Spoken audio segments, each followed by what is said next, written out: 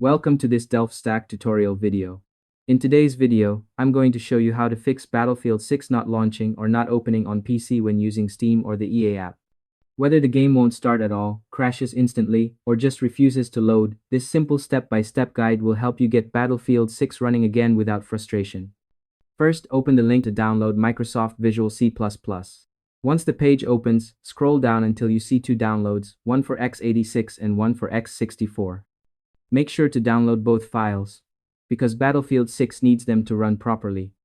After the downloads finish, open your downloads folder, double-click the x64 file first, check the box to agree to the terms, click install, and confirm by pressing yes. Let it finish, then do the exact same steps for the x86 version. Installing both is very important, so don't skip this part. Next, verify your Battlefield 6 game files. Open Steam, go to your library, right-click Battlefield 6, and select Properties. Click on Installed Files, then choose Verify Integrity of Game Files. Steam will now scan for missing or corrupted files and fix them automatically. If you're using the EA app, go to the game settings and select Repair or Scan and Repair instead. This step alone fixes launch issues for many players.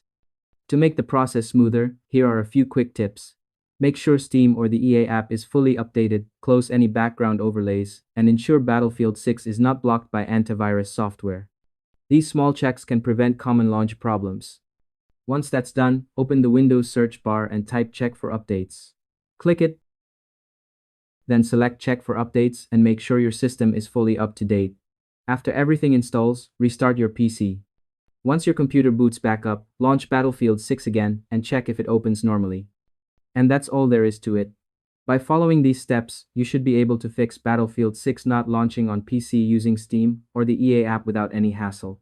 Thanks for watching this DelftStack tutorial video. If this helped you, feel free to share it with someone who's stuck on the same issue. Why not make their day a little easier?